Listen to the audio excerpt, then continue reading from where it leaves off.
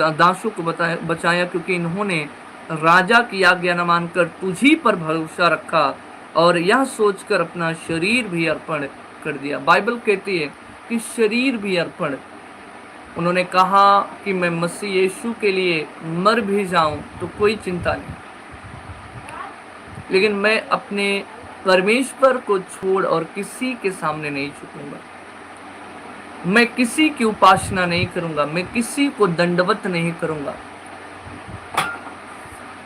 उन्होंने राजा की आज्ञा नहीं मानी, ये जानते हुए कि राजा के हाथ में सब कुछ है। अगर ये चाहे तो मुझे मरवा सकता है, अगर ये चाहे तो मुझे बचा सकता है। लेकिन बाइबल कहते उन्होंने परमेश्वर के ऊपर भरोसा रखा, उन्होंने यीशु के ऊपर भरोसा रखा। कि बाइबल कहती उन्होंने विश्वास किया और कहा, नीचे लिखा है, मेरा परमेश्वर तेरे हाथ से और इस आग की भट्टी से भी बचाने की सामर्थ्य रखता है। तो परमेश्वर जो है वो, उन्हें भरोसा था कि उनका परमेश्वर उन्हें बचा सकता है। लेकिन अगर वो मर भी जाए तो कोई चिंता नहीं थी। आप समझ पा रहे हैं? उन्होंने अपना शरीर परमेश्वर को अर्पण कर दिया। आज जो सच्चा प्रेम प्रभु यीशु मसीह से करता है वो परमेश्वर की आज्ञा को मानता है। जैसे उसके इन तीनों ने माना, परमेश्वर के आज्ञाओं को माना, परमेश्वर की बातों को माना, ना कि राजा की बात को माना। क्योंकि वचन भी कहता है कि जो कोई मुझसे प्रेम करता है वह मेरी आज्ञाओं को मानता है। तो आज जो यीशु मसीह से सच्चा प्रेम करता है वो यीशु मसीह की आज्ञा को मानता है, वो यीशु मसीह की बातों पर चलता है और यीशु मसीह पर भरोसा रखता है और अपने जीवन की भी परवाह नहीं करता और अपना जीवन, अपना शरीर भी परमेश्वर के लिए अर्पण कर देता, परमेश्वर के काम के लिए दे देता।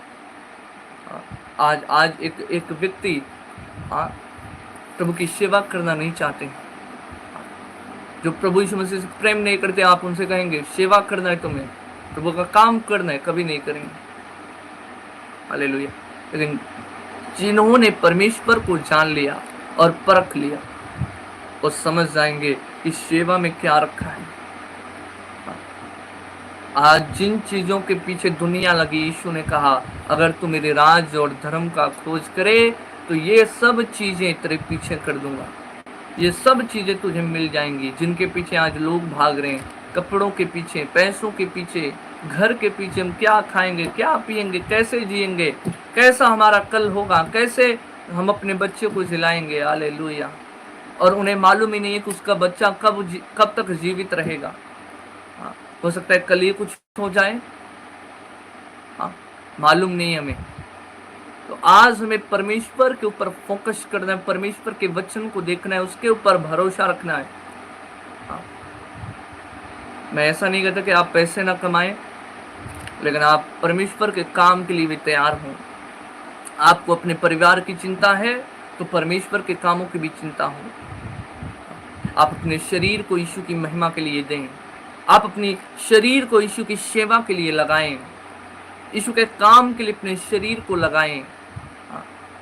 आज आज आज अगर किसी को चंगाई चाहिए, कहते हैं प्रार्थना कर दीजिए, मुझे चंगा होना है, छुटकारा पाना है, दवा काम नहीं कर रहा है, या मेरा काम नहीं हो रहा है, डॉक्टर जवाब दे रहे हैं, और आप उन्हें कहेंगे कि आपको प्रार्थना करना है, आराधना करना है, अपने शरीर को प्रभु के लिए अर्पण करना है, देना है, तो जल्दी तैयार नहीं होते।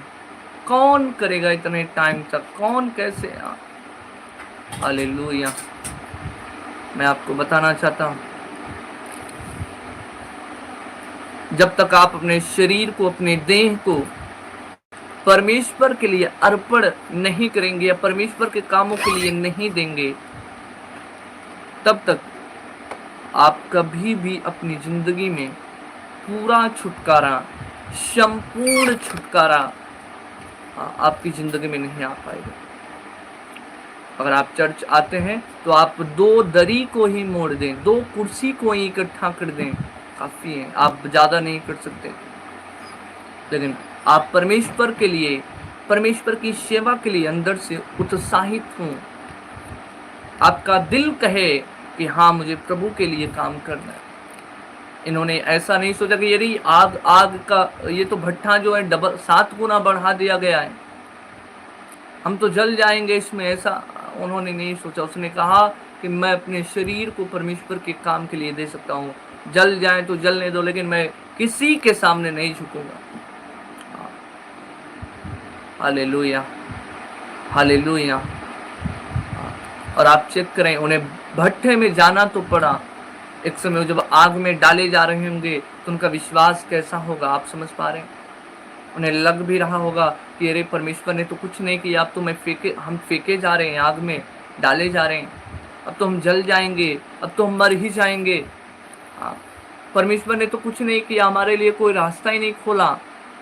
हालेलुया। लेकिन बाइबल कहती परमेश्वर उसी आग में उनके लिए उतर आया, उसी आग में उतर आया। और राजा भी हैरान। हालेलुया। हमने तो 3 को फेंका हाथ पांव बांधकर, ये 4 कैसे निकल आए? हालेलुया।